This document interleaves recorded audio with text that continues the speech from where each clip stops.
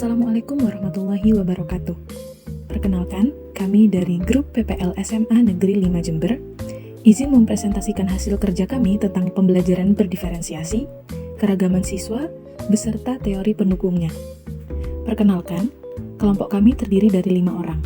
Yang pertama, Rina Inayah Lestari, Hestining Daniati, Arum Dwi Lestari, Elok Rofiatul Fikriyah, dan Lia Mabdaur Rohmah. Beberapa hal yang melatar belakangi adanya pembelajaran berdiferensiasi.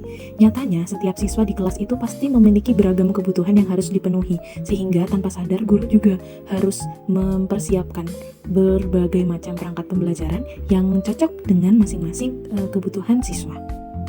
Tujuannya yaitu untuk memastikan bahwa setiap siswa itu nanti sukses dalam proses pembelajarannya. Sekarang kita masuk dalam pembahasan tentang apa sih pembelajaran berdiferensiasi itu. Menurut Tomlinson tahun 2001, pembelajaran berdiferensiasi adalah usaha untuk menyesuaikan proses pembelajaran di kelas untuk memenuhi kebutuhan belajar peserta didik sebagai individu.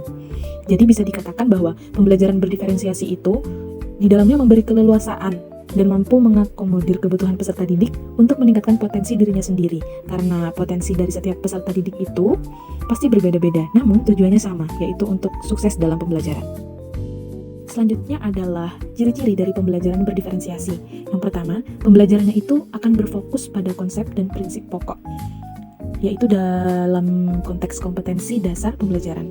Yang kedua adalah evaluasi kesiapan dan perkembangan belajar peserta didik diakomodasi ke dalam kurikulum. Yang ketiga, pengelompokan peserta didik dilakukan secara fleksibel, misalnya bisa secara mandiri, berkelompok, dan juga berdasarkan tingkat kecerdasan, atau juga berdasarkan modalitas belajar, dan lain-lain. Ciri yang keempat ialah dalam pembelajaran berdiferensiasi, siswa secara aktif bereksplorasi di bawah bimbingan dan arahan guru. Pada pelaksanaannya, tentunya pembelajaran diferensiasi ini memiliki kelebihan dan juga pasti akan ditemui sebuah dan beberapa buah tantangan di dalamnya. Kelebihan dari pembelajaran berdiferensiasi ini adalah yang pertama, siswa secara aktif bereksplorasi di bawah bimbingan dan arahan guru. Kemudian kelebihannya yaitu di sini berpusat pada peserta didik, meningkatkan motivasi peserta didik untuk terus belajar karena nanti itu di dalamnya dibuat pembelajaran yang semenyenangkan mungkin dan sesuai dengan kebutuhan peserta didik. Peserta didik juga dapat mengasah self-management dan skill-nya. Di sini mereka juga dapat merealisasikan pembelajaran dalam kehidupan. Pembelajaran berdiferensiasi memang banyak kelebihannya, namun tidak dipungkiri terdapat beberapa tantangan di dalamnya. Yang pertama yaitu persiapan yang memakan waktu, karena di dalamnya itu ada beberapa perbedaan perlakuan untuk siswa sehingga perangkat pembelajarannya pun akan lebih banyak dari biasanya. Yang kedua juga terbatasnya waktu di kelas. Yang ketiga ada kurangnya bahan pembelajaran, kurangnya pelatihan bagi guru. Selanjutnya itu guru di sini harus memiliki manajemen skills yang baik, dan tantangan selanjutnya yaitu perangkat pembelajaran dan juga perangkat evaluasi yang banyak. Kesiapan belajar atau readiness. Kesiapan belajar atau readiness merupakan kapasitas siswa untuk mempelajari materi baru. Saat proses pembelajaran, guru dapat memetakan kebutuhan belajar berdasarkan kemampuan dan pengetahuan awal siswa agar dapat disesuaikan dengan kebutuhan, sehingga siswa memperoleh peluang yang sama untuk memahami suatu pembelajaran. Terdapat beberapa macam kesiapan belajar. Yang pertama yakni mendasar transformatif. Bersifat mendasar artinya siswa belum memahami ide baru yang disampaikan oleh guru. Sedangkan bersifat transformatif adalah ketika siswa telah menguasai ide yang diberikan oleh guru. Yang kedua yakni konkret dan abstrak. Guru dapat mengukur kesiapan belajar siswa dengan melihat apakah mereka masih di tingkat perlu belajar secara konkret atau sudah siap bergerak mempelajari sesuatu yang lebih abstrak. Yang ketiga yakni bersifat sederhana dan kompleks. Terdapat siswa yang perlu mempelajari materi dengan sederhana dan ada juga siswa yang sudah dapat menyelesaikan masalah yang bersifat kompleks. Selanjutnya yakni terstruktur dan open-ended. Terdapat siswa yang menyelesaikan tugas ditata dengan rapi dan terstruktur. Ada juga siswa yang memiliki pemikiran open-ended sehingga mereka lebih kreatif dalam menyelesaikan tugas yang diberikan. Yang kelima yakni tergantung dan mandiri. Siswa yang tergantung biasanya masih membutuhkan bantuan guru. Ada juga siswa yang sudah mandiri dalam menyelesaikan tugas yang diberikan. Yang keenam yakni lambat dan cepat.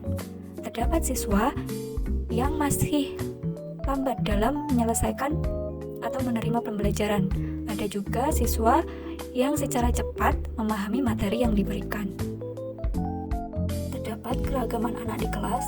Misalnya, guru mengelompokkan menjadi 3 berdasarkan kemampuan awal siswa, yakni siswa yang baru berkembang, kelompok yang kedua siswa yang sedang berkembang, dan kelompok yang ketiga siswa yang sudah mahir.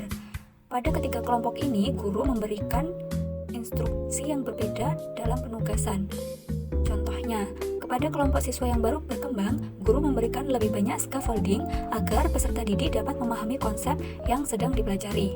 Sedangkan pada kelompok yang sedang berkembang, guru memanfaatkan benda-benda konkret di sekitar dengan beberapa kali pendampingan.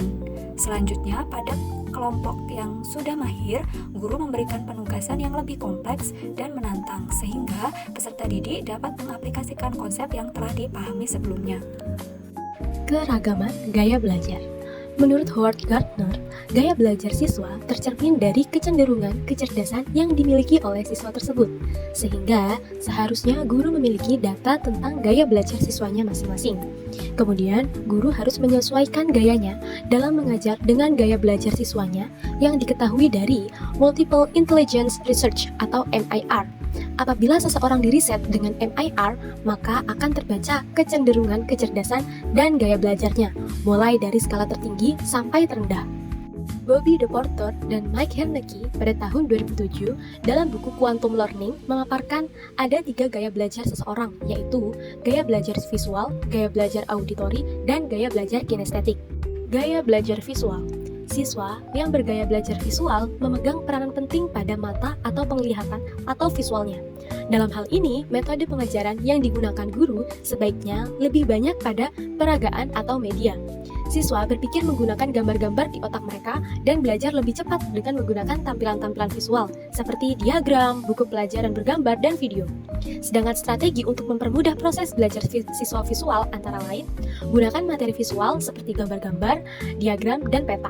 Kemudian dapat menggunakan warna untuk meng-highlight hal-hal yang penting. Ajak anak untuk membaca buku-buku berilustrasi. Gunakan juga multimedia, contohnya komputer dan video. Serta guru dapat juga mengajak anak untuk mencoba mengilustrasikan ide-idenya ke dalam gambar. Gaya belajar auditori.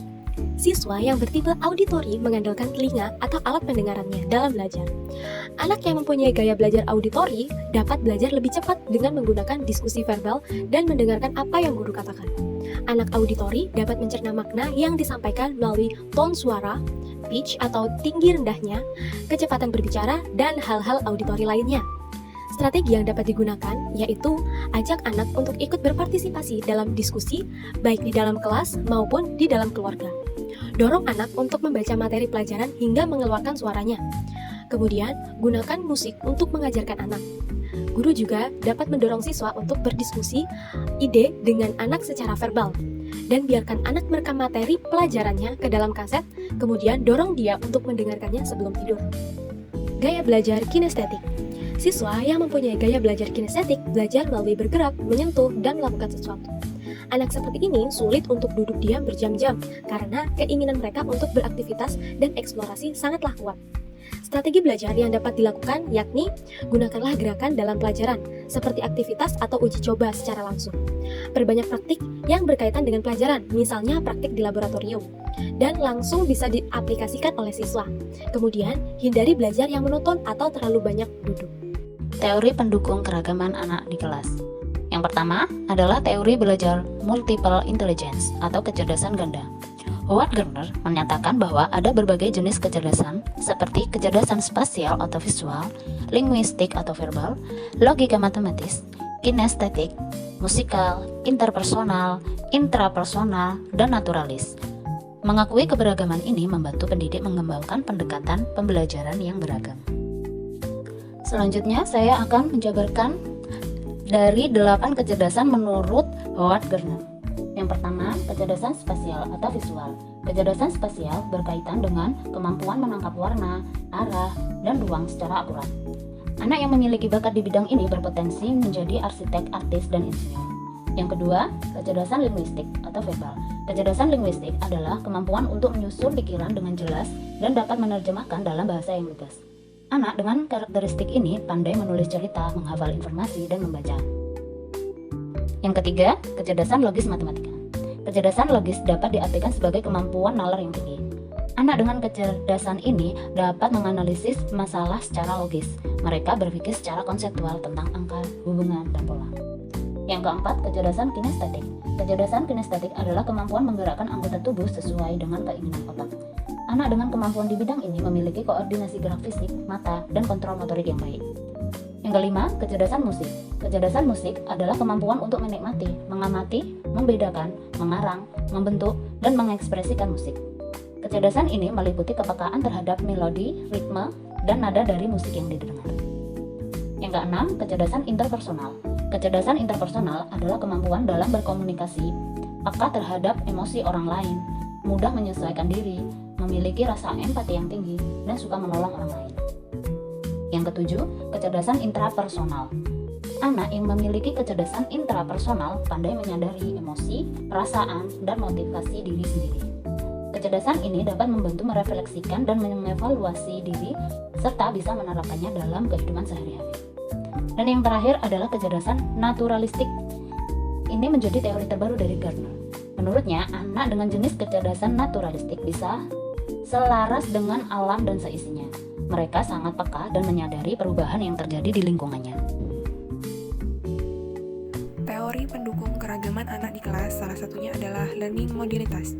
Learning modalitas ini bisa dikenal sebagai FAK atau visual, auditory, dan kinestetik, merupakan modalitas belajar atau pembelajar tertentu yang dibagi menjadi tiga bagian, yaitu visual, auditory, dan kinestetik. Berikut adalah penjelasannya. Yang pertama adalah modalitas belajar visual, di mana siswa menerima informasi lebih mudah melalui gambar. Otak siswa merespon informasi visual dengan sangat efisien, jauh lebih mudah untuk mengingat gambar yang jelas, seperti foto daripada mengingat apa yang dikatakan atau ditulis seseorang. Yang kedua, auditory. Modalitas belajar auditory adalah menerima informasi lebih mudah melalui mendengar, di mana siswa dengan model ini biasanya sering mengajukan pertanyaan dan menggunakan diskusi untuk mengklarifikasi atau menyerap materi. Yang ketiga, modalitas kinestetik.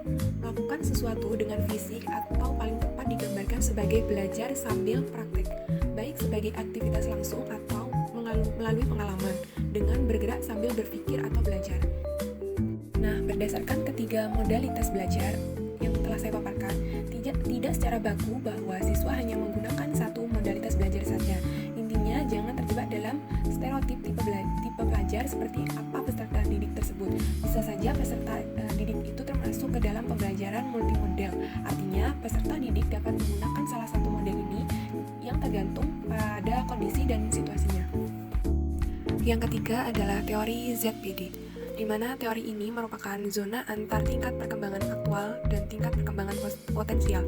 Tingkat perkembangan aktual tampak dari kemampuan anak dalam menyelesaikan tugas-tugas secara mandiri, sedangkan tingkat perkembangan potensial tampak dari perkembangan anak menyelesaikan tugas atau memecahkan masalah dengan bantuan orang dewasa.